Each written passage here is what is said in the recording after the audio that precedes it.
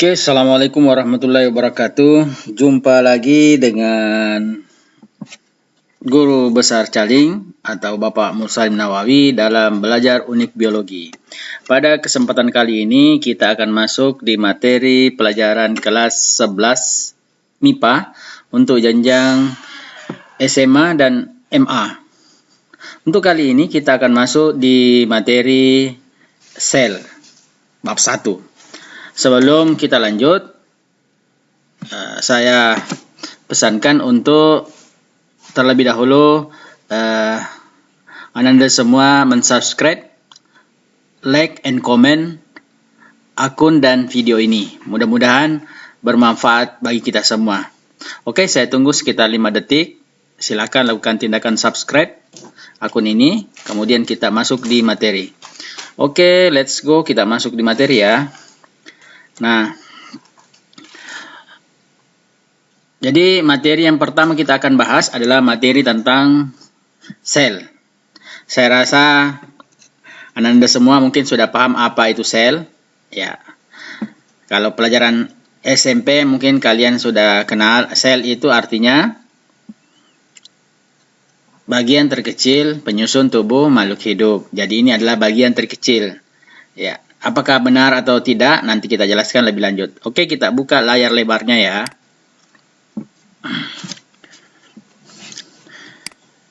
Nah, di pelajaran tentang sel ini saya bagi dalam 3 video. Untuk kali ini kita akan masuk di video 1. Di video 1 nanti itu kita akan bahas tentang sejarah sel, kemudian komponen kimiawi sel, ya, sejarah sel pertama. Kemudian komponen kimiawi sel. Kemudian yang ketiga bentuk dan ukuran dari sel. Yang keempat jenis-jenis sel. Oke, kita masuk ya satu-satu. Tapi sebelum kita masuk di materi ini, pembahasan lebih lanjut ini, kita masuk dulu di peta konsepnya ya. Bagaimana cara belajar kita di materi sel. Ya, silakan perhatikan baik-baik ya. Arah-arahnya. Jadi dalam mempelajari sel itu kita akan belajar yang pertama adalah komponen kimiawi. Nah, kemudian nanti kita akan belajar tentang bentuk dan ukuran dari sel, kemudian struktur anatomi dari sel. Komponen kimiawi dari sel itu ini adalah bahan makanan yang kita makan dan minuman yang kita minum setiap hari. Berarti kita makan dan minum itu adalah manfaatnya adalah untuk menjaga kelanjutan dari sel tubuh kita. Kemudian bentuk dan ukuran sel nanti bisa kita lihat dengan menggunakan alat namanya mikroskop ya. Namanya di sini ada 2 macam mikroskop, ada mikroskop cahaya dan yang kedua adalah mikroskop elektron. Oke, kemudian struktur dan bentuk sel itu struktur utamanya itu ada 3 sebenarnya. Untuk tumbuhan kita tambah dengan dinding sel. Struktur utama dari sel itu adalah membran sel atau bagian terluar dari sel. Kemudian nukleus ini kita kenal dengan istilah inti. Kemudian sitoplasma kita kenal dengan istilah cairan sel. Oke. Nah, kemudian di membran sel nanti itu akan terjadi peristiwa transportasi zat. Jadi makanan yang masuk ke dalam tubuh kita itu yang akan menggunakan terakhir makanan minuman itu adalah sel. Untuk masuk ke dalam tingkat sel, karena ini adalah bagian terkecil dari tubuh kita, maka dia harus melewati peristiwa transportasi zat.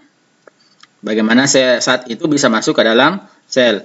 Di sini ada 4 macam transportasi zatnya yang kita kenal. Ada namanya transportasi secara pasit, ada secara aktif, ada juga eksositosis dan endositosis. Ini semua nanti kita bahas ya. Ya, ada secara pasif, ada difusi dan osmosis. Artinya pasif itu berarti selnya diam, cairan atau zat itu yang akan bergerak masuk dan keluar dari sel. Kemudian yang aktif, aktif itu artinya sel yang aktif mencari zat makanan dan minuman ya. Jadi molekul senyawa itu akan dicari oleh sel itu sendiri. Berarti sel yang harus aktif melakukan gerakan. Di sini ada juga namanya eksositosis dan endositosis. Jadi nanti kita perjelas nanti ada istilah fagositosis dan pinositosis. Nah, sekarang kita masuk ke kemudian tadi yang terakhir itu sitoplasma. Ini yang belum ada tadi, sitoplasma itu atau cairan sel, di dalamnya ada namanya organel sel. Oke, kita masuk ya. Jadi ini peta konsep kita nanti. Jadi bagaimana cara kita belajar di dalam mempelajari tentang sel. Saya bilang tadi bahwa di dalam pembelajaran sel ini ada 3 video yang akan saya berikan kepada Anda semua. Jadi silakan tonton dengan seksama videonya. Tapi sebelumnya silakan lakukan tindakan subscribe akun ini, ya. Oke, kita masuk satu-satu. Jadi ini yang kita akan pelajari ya. Ya, ini. Jadi yang pertama itu kita nanti akan bahas tentang sejarah sel. Ya, jadi sebuah peristiwa sel itu juga melewati sebuah sejarah yang panjang ya, sejarah yang panjang. Tidak langsung ada istilah uji DNA ya, tapi lewat sebuah proses sejarah yang panjang. Kemudian nanti dari sejarah nanti itu kita akan mengenal komponen kimia penyusun sel. Kemudian kita akan masuk di bentuk dan ukuran sel. Ini saya rangkum dalam satu video ya. Jadi A, B, C ini satu video, D juga satu video, dan E di video ketiga. Jadi ada 3 video nanti di pelajaran tentang sel. Oke, kita masuk di yang pertama. Sejarah dan teori sel. Ya, sel adalah penyusun tubuh kita. Jadi tubuh kita itu bisa kelihatan karena kumpulan dari sel. Ya, seperti materi di kelas 1 sekolah menengah pertama, sel itu tidak bisa dilihat mata telanjang. Harus menggunakan mikroskop. Nah, sekarang orang yang pertama memperkenalkan mikroskop adalah Robert Hooke, orang Inggris, ya. Jadi dia menggunakan mikroskop sederhana.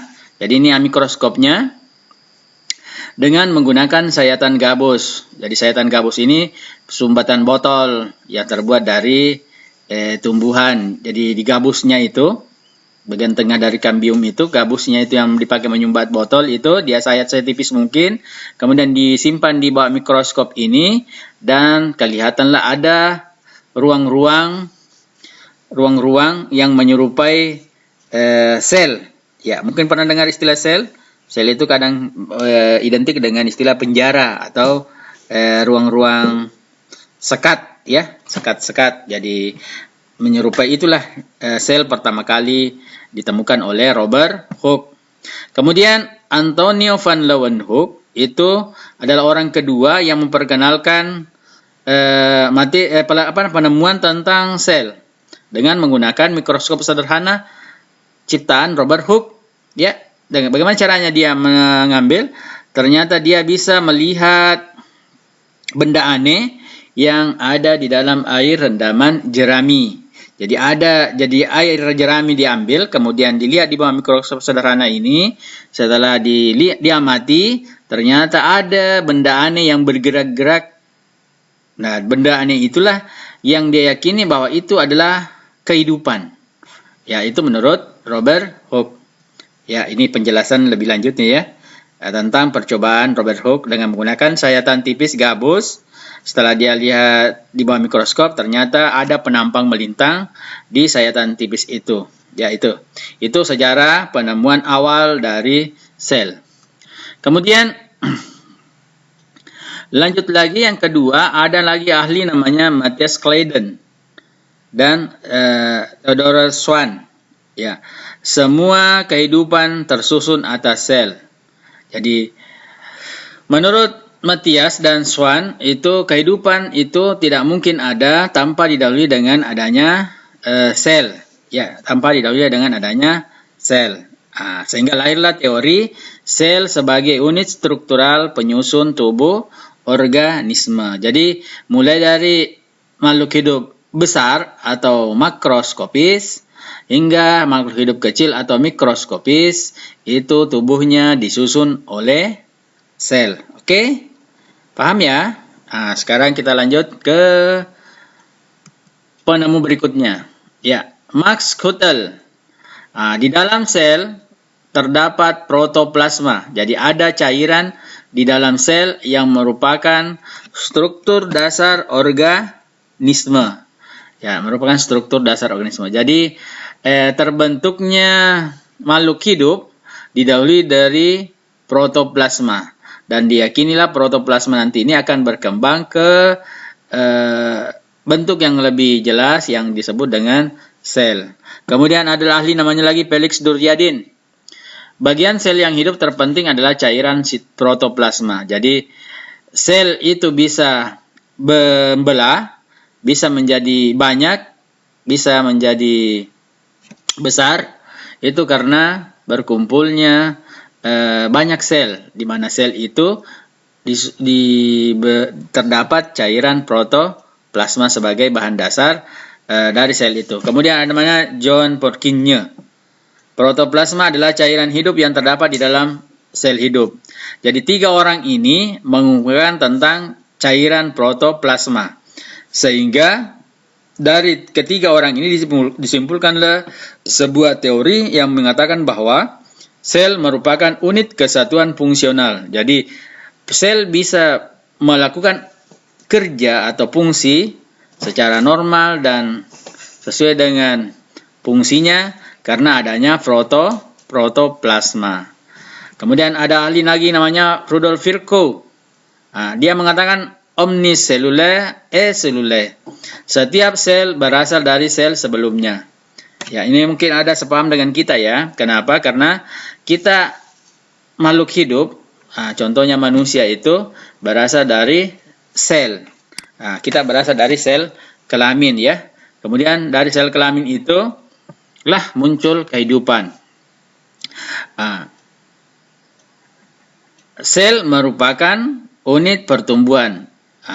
Teori yang muncul dari penelitian Rudolf Virchow, sel merupakan unit pertumbuhan. Tidak mungkin kehidupan ada kalau tidak ada sel yang selalu aktif membelah, selalu aktif tumbuh, sehingga terbentuklah sebuah individu atau organisme. Kemudian dari sejarah ini berkembang pengertian-pengertian sel, berkembang teori-teori sel dengan melibatkan perkembangan teknologi. Ya, sehingga teori yang teranyar sekarang adalah sel merupakan unit hereditas. Artinya, sel merupakan unit penurun sifat. Jadi, makhluk hidup itu yang ada sekarang adalah turunan dari makhluk hidup sebelumnya. Di mana makhluk hidup sebelumnya memiliki sel, maka makhluk hidup yang ada sekarang pasti turunan selnya berasal dari sel sebelumnya. Oke, itu sejarah tentang sel. Nah, sekarang apa sajakah yang menyusun sel itu? Jadi sel itu yang pertama yang menyusun atau komponen kimia dari sel adalah air. Jadi air ini penting bagi kehidupan ya. Apa fungsi dari air? Merupakan bagian terbesar penyusun protoplasma. Jadi sel itu bisa membesar, bisa mengecil karena kadar airnya. Kadar air ini adalah penyusun protoplasma. Kemudian pelarut terbaik bahan organik. Jadi bahan-bahan yang masuk ke dalam tubuh kita itu karena yang akan menggunakan bahan-bahan itu adalah sel, maka yang melarutkan itu adalah air. Kemudian berperan dalam banyak reaksi kimia penting. Jadi ada beberapa reaksi kimia, bahkan hampir semua reaksi kimia itu menggunakan air sebagai media tempat berlangsungnya reaksi kimia. Kemudian sebagai penyerap panas, ya ini ada hubungannya deh. Jadi orang kalau demam biasa disuruh banyak minum air. Itu menandakan bahwa selnya dalam keadaan panas. Ya karena tubuh manusia itu disusun oleh sel. Berarti yang sakit sebenarnya itu adalah sel. Jadi panas tubuhnya itu muncul karena selnya menjadi panas. Jadi salah satu cara untuk menurunkan panas adalah memberikan air ya. Yang kedua namanya protein. Protein ini adalah penyusun protoplasma terbesar. Jadi inilah yang perlu kita konsumsi untuk membuat tubuh kita semakin hari semakin kuat. Semakin hari semakin tumbuh. Jadi kita butuh namanya protein. Karena protein itu mengandung unsur karbon, hidrogen, oksigen, nitrogen, dan sulfur. Ya. Kemudian protein yang terdapat di dalam sel dikelompokkan dalam protein struktural dan protein fungsional. Ya, protein struktural adalah penyusun organel sel, ya. Sedangkan protein fungsional adalah enzim-enzim. Jadi, protein yang kita makan itu akan memperbaiki bentuk, kerja dan fungsi dari organel-organel sel yang ada ini. Sedangkan protein fungsional itu akan membantu penciptaan enzim-enzim baru atau mengganti enzim-enzim yang telah tua, ya. Kemudian yang ketiga namanya lemak. Jadi lemak ini juga penting bagi sel. Ya, ini semua ada di dalam konsumsi makanan kita, ya. Baru 3 ini kita jelaskan, air, protein, lemak, itu sudah ada semua. Apa fungsi lemak? Berperan dalam pembentukan membran sel. Jadi sel punya bagian atau kulit terluar dari sel namanya membran, di mana membran itu harus berminyak atau berlemak. Kenapa? Ini hanya untuk menjaga kestabilan keadaan atau suhu kelembaban di dalam sel, ya. Kemudian yang kedua merupakan sumber energi bagi sel. Jadi lemak itu adalah ketika dia mendapatkan suplai panas, maka dia akan menjadi berubah menjadi energi. Kemudian sebagai lemak tersusun atas unsur karbon, hidrogen, dan oksigen, ya, yaitu lemak. Jadi lemak ini kan banyak sumbernya, ya. Kemudian lemak itu dibagi menjadi 3 bagian, ya. Molekul lemak ada 3 molekul asam lemak dan 1 molekul gliserol, triasil gliserol. Jadi lemak ini juga dibutuhkan oleh sel. Jadi air, protein, lemak, ingat ya. Jadi nanti ini ada penugasan berikutnya. Jadi perhatikan baik-baik. Jadi air, protein, lemak. Ini ada 3 bagian komponen kimia sel. Apa lanjutannya? Nah, sekarang yang keempat apa? Karbohidrat, ya. Karbohidrat ini banyak terdapat di makanan pokok, ya. Nasi, jagung, itu semua sumber karbohidrat. Kenapa ini penting karbohidrat? Karena karbohidrat merupakan sumber energi dalam metabolisme sel. Jadi kerja reaksi kimia yang ada di dalam sel itu membutuhkan energi yang besar. Sumber energi yang banyak itu bisa didapatkan dari karbohidrat, makanan pokok, ya. Kemudian karbohidrat terdapat dalam gula sederhana, ya. Biasa disebut dengan istilah monosakarida. Contohnya glukosa dan fruktosa. Kemudian karbohidrat merupakan gabungan beberapa molekul gula sederhana membentuk turunan-turunan karbohidrat, ya. Namanya polisakarida. Contohnya glikogen, amidum, dan selulosa. Kemudian glikogen ini merupakan karbohidrat yang disimpan di dalam sel. Karbohidrat yang disimpan di dalam sel. Jadi nanti bisa juga diurai kembali menjadi karbohidrat, ya. Jadi ini namanya karbohidrat bahan cadangan makanan pada sel. Ya, biasa kita lihat ada orang gemuk, ya. Orang gemuk itu berarti banyak makan karbohidrat. Kelebihan karbohidrat itu disimpan dalam penambahan bagian tubuh, ya, menjadi gemuk dia.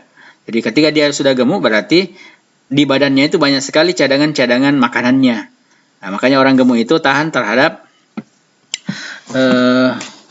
keadaan di mana sumber makanan berkurang. Ya, kemudian selulosa merupakan pembentuk dinding sel tumbuhan. Jadi karbohidrat ini sangat penting baik sel tumbuhan maupun sel hewan. Yang kelima garam, ya. Garam juga penting bagi sel, ya. Jadi yang pertama tadi apa? Air. Yang kedua protein. Yang ketiga lemak. Yang keempat karbohidrat. Yang kelima garam. Garam ini juga tidak boleh terlalu banyak. Penting dan dibutuhkan oleh sel. Tidak boleh terlalu banyak ya. Pernah dengar istilah tekanan darah tinggi, tekanan darah rendah? Itu karena kadar garam yang tidak seimbang.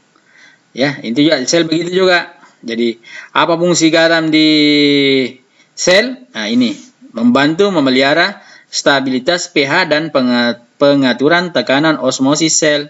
Jadi, sel itu bisa menjadi normal karena pengaruh dari kestabilan unsur garam. Kemudian yang keenam, vitamin ya. Jadi vitamin ini juga penting. Ya, jadi apa fungsi vitamin bagi sel? Berperan dalam reaksi kimia dalam sel.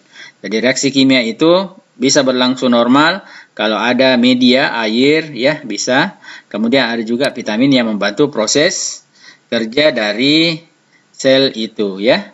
Kemudian tumbuhan dapat membuat vitamin sendiri sedangkan hewan memperoleh vitamin dalam bentuk siap pakai. Jadi tumbuhan itu termasuk makhluk hidup ciptaan Tuhan yang luar biasa hebat ya. Dia bisa membuat makanan sendiri, bisa juga membuat vitamin bagi selnya sendiri.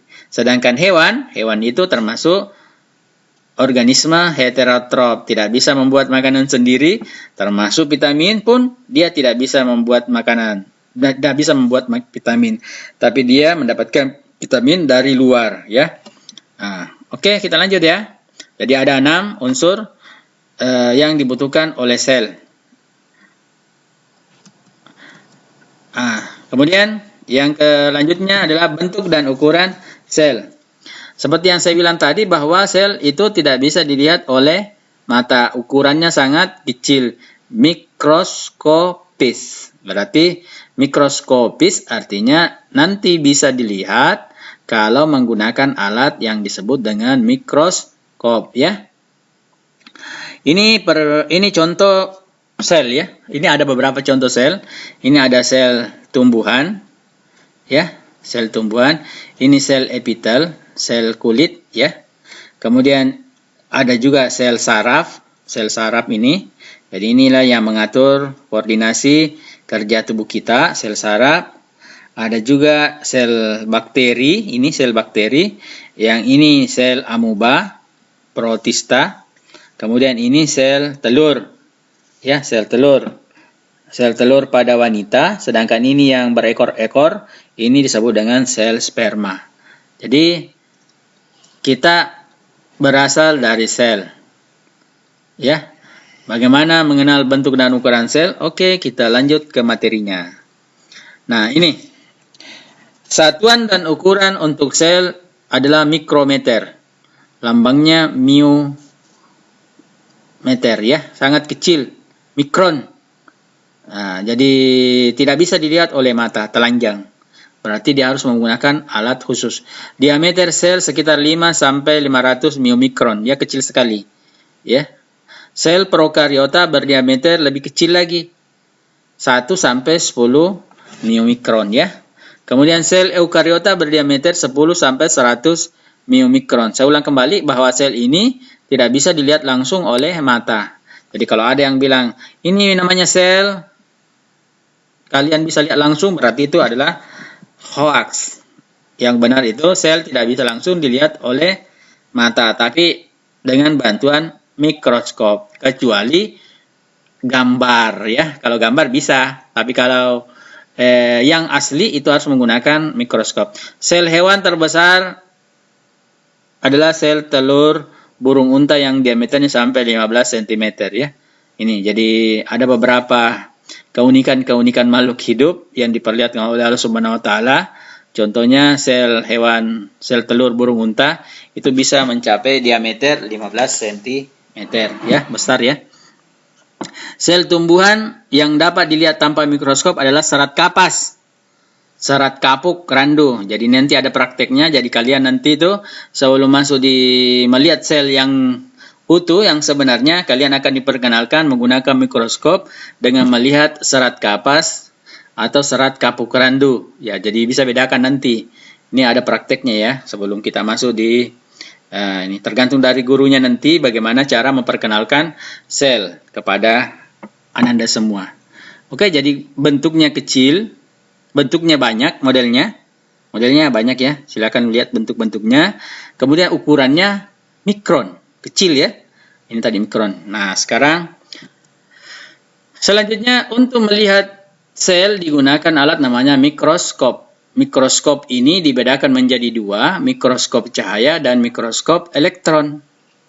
Mikroskop cahaya ini menggunakan cahaya matahari atau sinar yang memadai sehingga kita bisa melihat cahayanya dan diletakkan bahannya dan kita bisa melihat bentuk-bentuk selnya.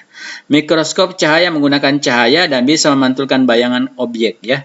Kemudian mikroskop cahaya mampu memperbesar bayangan hingga 1000 sampai 2000 kali dari ukuran aslinya. Jadi ini bisa kita dapatkan di laboratorium ya. Laboratorium yang ada untuk ukuran SMA, MA itu adalah laboratorium siswa, sederhana, tapi bisa melihat beberapa bentuk-bentuk sel dengan menggunakan mikroskop cahaya. Sedangkan mikroskop yang kedua namanya mikroskop elektron, itu sangat besar ya alatnya.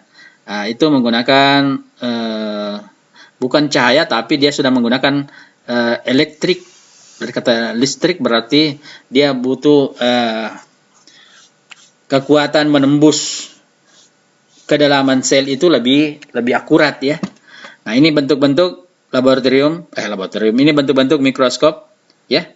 Jadi mungkin nanti Anda lihat di laboratorium, mungkin Anda juga sudah ada yang pernah menggunakan, ini namanya mikroskop cahaya ya. Bagian-bagiannya di atas ini namanya lensa okuler. Kemudian tempat meletakkan mata, di dalam sini ada lensanya. Kemudian ini pemutar ya, namanya pemutar makro. Di belakangnya namanya pemutar mikro. Kemudian ini yang bengkok ini namanya lengan mikroskop. Ini yang turun ke bawah namanya tubus ini. Kemudian ini ada lensa, namanya lensa di sini namanya lensa objektif, ini ya gambarnya. Lensa objektif ini yang berputar-putar. Yang hitam ini namanya revolver. Ya, revolver ini pegangannya tadi. Kemudian ini mejanya, ini warna hitam meja. Di tengahnya ada lubang. Disinilah hubungan. Jadi kalau kita melihat cahaya mikroskop, cahaya itu akan lurus dari tempat kita melihat sampai ke tempat penangkap cahaya yang di bawah ini ya, namanya lensa penangkap cahaya. Kemudian di bawah sini ada lensa cembung, ada lensa cekung di penangkap cahaya. Jadi kalau cembung itu ketika cahayanya kurang, kalau cekung kalau cahayanya terang ya kita pakai, jadi untuk memperbesar. Nah, kemudian ada mejanya tadi, di sini ada penjepitnya, ini penjepit-penjepitnya untuk membuat supaya preparat yang kita gunakan itu tidak goyang. Sedangkan di bawah adalah alas dari mikroskop ini ya, alas dari mikroskop. Jadi saya ulang kembali, ini namanya yang di atas ini lensa okuler, kemudian ini tempat lensa okuler, kemudian ini namanya tubus, kemudian ini namanya yang hitam ini namanya revolver, ini lensa-lensa kecil ini namanya lensa objektif, kemudian ini pemutarnya namanya pemutar makro, ada dua pemutar di sini, ada yang besar, ada yang kecil, makro dan mikro. Kemudian ini pegangannya, ini mejanya, di sini ada lubangnya. Di sini di bawahnya biasa meja itu ada namanya berputar juga, namanya diafragma. Kemudian ini lensa penangkap cahaya, ada yang cembung, ada yang cekung, ada juga yang biasa menggunakan lensa datar. Kemudian ini adalah alas dari mikroskop. Oke. Nah, jadi nanti diperdalam lagi nih materinya di praktikum ya, bagaimana cara menggunakan mikroskop dan mengenal mikroskop. Lanjut ya. Nah, selanjutnya mikroskop elektron. Nah, ini mungkin yang kita pakai kalau tingkat lanjut ya. Jadi ini biasa dipakai oleh peneliti-peneliti. Ini kalau tidak salah di Indonesia itu masih kurang alat-alat begini ya. Hanya ada di universitas terkenal di Indonesia. Salah satunya kalau di Makassar itu ada di Unhas, ada juga di Universitas Negeri Makassar ya. Mikroskop elektron menggunakan pancaran penyerahan elektron ya, sehingga lebih akurat lagi pembesarannya, bisa sampai 300 sampai 1 juta kali pembesaran ya. Mikroskop elektron tidak dapat digunakan dalam pemeriksaan sel-sel hidup. Jadi sel-sel yang dia mati berarti sel-sel yang mati. Ya, ini penjelasannya mengenai bagian-bagiannya. Tetap ada namanya lensa okuler, tetap ada namanya lensa objektif, ya. Nah, kemudian ada kameranya, dipasangi kamera ini. Jadi bisa kita melihat bagian-bagian sel itu dengan menggunakan mikroskop elektron ini. Lebih jelas lagi, kalau mikroskop siswa tadi, mikroskop cahaya juga bisa menggunakan lensa yang bisa dilihat di televisi, bisa. Ya, jadi tergantung dari kreatif dari guru biologi masing-masing, ya. Jadi ini untuk penggunaan alat-alat yang sederhana, terbatas, kita bisa menggunakan TV sebagai media bantu supaya anak-anak itu bisa melihat seperti apa kerja dari alat mikroskop ini. Oke, lanjut ya. Jadi saya ulang kembali, ada dua tadi macam mikroskop ya. Yang pertama mikroskop cahaya, ada mikroskop yang kedua namanya mikroskop elektron. Oke. Kemudian klasifikasi dari sel atau jenis-jenis sel itu berdasarkan ada tidaknya membran inti. Sel dibagi menjadi dua. Ada yang belum jelas membran intinya, inti selnya, disebut sel prokaryotik. Ada juga sel yang sudah jelas membran intinya, namanya sel eukaryotik. Kemudian berdasarkan jumlah penyusun sel tubuh, sel dibagi menjadi dua. Ada disebut dengan sel uniseluler, sel makhluk masuknya ini mungkin makhluk hidup uniseluler, dan yang kedua makhluk hidup multiseluler, ya. Nah, jadi ada makhluk hidup disusun oleh satu sel, ada juga makhluk hidup disusun oleh banyak sel. Jadi makhluk hidup bukan sel di sini ya, makhluk hidup. Apa perbedaan dari kesemuanya ini? Ini adalah tabel perbedaan antara sel prokaryotik dan eukaryotik, ya. Prokaryotik itu tadi artinya belum jelas membran intinya, ataukah tanpa atau tidak memiliki membran inti. Kalau eukaryotik sudah jelas membran intinya. Perbedaan selanjutnya, ya bisa dilihat ya, alat-alatnya, bagian-bagian selnya ada yang tidak punya, ada juga yang punya. Eukaryotik itu biasanya umumnya hampir semuanya memiliki bagian-bagian dari sel. Sel prokaryotik itu ada beberapa bagian sel dia tidak punya, ya. Kemudian perbedaan-perbedaan yang lain bisa dilihat di tabel ini ya. Ya, jadi DNA bentuk cincin bercampur dengan sitoplasma ini masih sangat sederhana, sedangkan ini sudah bentuk cincin DNA-nya sudah double helix atau ganda. Nah, ini pelajaran kelas 3 nanti dipermantap di kelas 3 ya, apa itu double helix. Intinya adalah prokaryotik ini untuk makhluk hidup bersel satu umumnya, sedangkan eukaryotik itu umumnya terdapat pada makhluk hidup bersel banyak atau multiseluler. Kalau ini uniseluler. Oke. Tabel saja ya. Berarti hanya ada ini tabel yang tersedia, perbedaan prokaryotik dan eukaryotik. Nah, sekarang apa kesimpulan dari materi video 1 ini? Pertama, sel itu melalui tahapan perjalanan yang sangat panjang. Sejarah sel pertama kali ditemukan oleh Robert Hooke tadi ya. Sampai terakhirnya sel merupakan unit pewaris sifat atau unit hereditas. Kemudian sel itu mikroskopis, bentuknya banyak modelnya, tapi ukurannya sangat kecil, mikroskopis. Untuk melihat sel dibutuhkan alat namanya mikroskop. Mikroskop itu tadi ada dua, ada mikroskop cahaya dan mikroskop elektron. Kemudian kesimpulan selanjutnya adalah jenis-jenis sel itu berdasarkan ada tidaknya membran inti, maka ada namanya prokaryotik dan ada sel eukaryotik. Berdasarkan jumlah sel penyusun tubuh makhluk hidupnya, makhluk hidup itu dibagi dua kelompok, ada makhluk hidup uniseluler dan makhluk hidup multiseluler. Oke, saya rasa materi untuk video 1 ini tentang pengenalan sel, mulai dari sejarah, komponen-komponen penyusun sel, yang terlupa tadi komponennya itu penyusun sel, ada karbohidrat, protein, lemak, mineral, garam, air, itu adalah penyusun dari sel. Jadi saya rasa video kali ini mudah-mudahan bisa bermanfaat bagi pengenalan Anda semua tentang sel.